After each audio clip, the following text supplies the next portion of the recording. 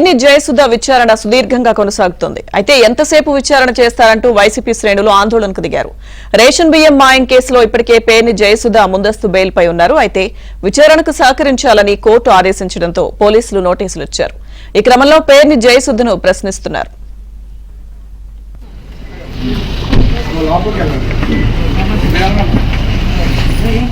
మీరు చెప్తారు, మాకు తెలియదు, మాకు కూడా ఇబ్బంది ఉందని బెల్ట్ వేసుకు వచ్చారు. హాస్పిటల్ బెల్ట్ వేసుకుని వచ్చారు మేడం గారు. మా కంగారు మాకు ఉంటుంది, మీకు ఎందుకు మేడం గారు ముందు మాకు ఉంటుంది కంగారు, మా మనిషి కాబట్టి. లేదండి జరుగుతుంది సార్, ఇబ్బంది చూపించండి ఉన్నాం సార్.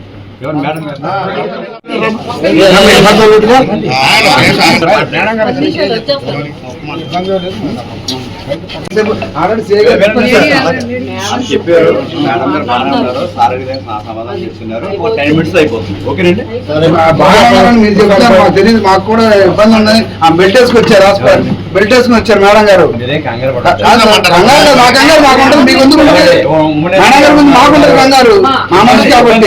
లేదండి జరుగుతుంది సార్, ఇబ్బంది ఏమి చూపించండి ఉన్నాం సార్.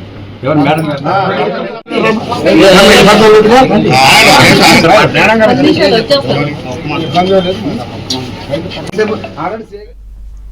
పేర్ని జయసుధ విచారణ సుదీర్ఘంగా కొనసాగుతుంది. అయితే ఎంతసేపు విచారణ చేస్తారంటూ వైసీపీ శ్రేణులు ఆందోళనకు దిగారు. రేషన్ బియ్యం మాయం కేసులో ఇప్పటికే పేర్ని జయసుధ ముందస్తు బెయిల్పై ఉన్నారు. అయితే విచారణకు సహకరించాలని కోర్టు ఆదేశించడంతో పోలీసులు నోటీసులు ఇచ్చారు. ఈ క్రమంలో పేర్ని జయసుధను పోలీసులు ప్రశ్నిస్తున్నారు. విచారణకు సంబంధించి పూర్తి సమాచారం మా ప్రతినిధి ప్రసాద్ అందిస్తారు.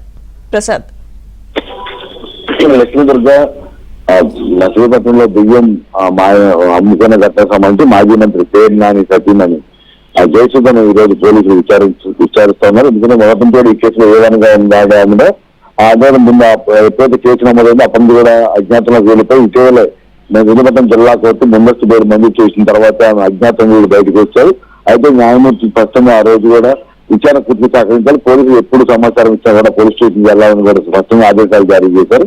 ఈ పరిణామాల నేపథ్యంలో ఈ రోజు ఉదయం ఆమె నివాసానికి వెళ్ళిన అధికారులు మధ్యాహ్నం 2 గంటలకు విచారణకు రావాలని కూడా నోటీసులు అందించారు.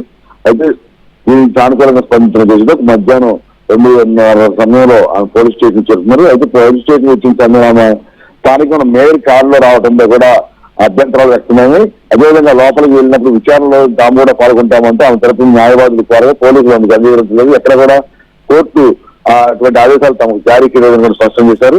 ఇక ఈ కేసులో మొత్తం పేర్నాని చుట్టూ కూడా నడుస్తుంది. ఎందుకంటే ఇప్పటి వరకు A2 నుంచి A5 వరకు ఉన్న వారిని కూడా అరెస్ట్ చేయడం, వారికి సమాచారం మేరకు A6 గా పేర్నాని కూడా 2 రోజుల క్రితం చేర్చారు. ఈ నేపథ్యంలో ఆయన హైకోర్టుకు వెళ్లి ముందస్తు బెయిల్ పిటిషన్ దాఖలు చేయగా లంచ్ మోషన్ టైమింగ్లో సోమవారం వరకు కూడా ఎటువంటి తొందరపాటు చర్యలు వద్దని కూడా ఆదేశాలు జారీ చేసిన నేపథ్యంలో ఆయన కొంత రిలీఫ్ దొరికినట్టు కూడా ఉన్నారు. అయితే ఇప్పటికే A2 నుంచి A5 వరకు చాలా వరకు సమాచారం మొత్తం కూడా బియ్యం ఇక్కడ నుంచి మాయం చేసిన ఘటన కావచ్చు, మొత్తం దీనికి సంబంధించిన లావాదేవీలు కావచ్చు, డబ్బు రవాణా కావచ్చు, అన్ని కూడా మొత్తం పేర్నానికి కన్సర్న్లో జరిగినాయి. జయసుధ కేవలం నామమాత్రం అని చెప్పి కూడా వారు ఇచ్చిన స్టేట్మెంట్ కూడా రికార్డ్ చేశారు. ఈ పరిణామాల నేపథ్యంలో ఇప్పుడు జయసుధ ఏం చెప్తున్నారు, ఏ అంశాలు ఆమె నుంచి రాబడుతున్నంత కూడా పెద్ద ఎత్తున చర్చ నడుస్తూ ఉంది.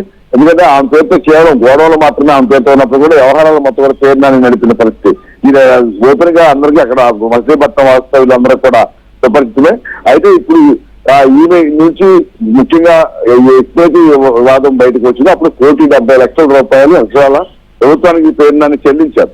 ఆ డబ్బులు ఏ విధంగా వచ్చినాయి, ఇంట్లో డబ్బుల లావాదేవీలకు సంబంధించి పేర్నానికి మధ్య ఉన్న అంశాలు, అదేవిధంగా ఎప్పుడెప్పుడు గోడౌన్లకు సంబంధించి అసలు ఈ దగ్గర ఏం సమాచారం ఉంది, ఏదైనా రేషన్ బియ్యం మొత్తం కూడా ఇక్కడ పెడతాం కానీ తర్వాత అక్కడ నుంచి అమ్ముకునే తరలించడం కానీ ఈ పరిణామాలను ఈ నోటీసులో ఉన్నాయా, అసలు కనీసం సమాచారం ఉందా, లేకపోతే మొత్తం ఏకపక్షణ పేర్నాని చేశారా, ఇలా అనేక కోణాల్లో ఆమెను విచారిస్తారు. దాదాపు 2 గంటల పైగా ఇప్పటికి కూడా విచారణ కొనసాగుతుంది. అయితే ఈ పరిణామాల నేపథ్యంలో వైసీపీ వ్యూహాత్మకంగా రాజకీయంగా అక్కడ అలర చేసేందుకు ప్రయత్నించింది.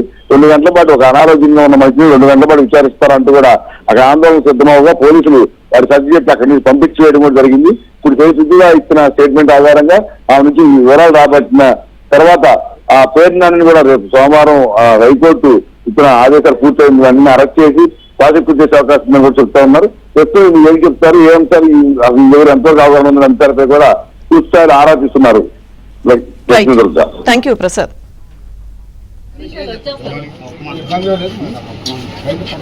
ఆల్రెడీ అని చెప్పారు.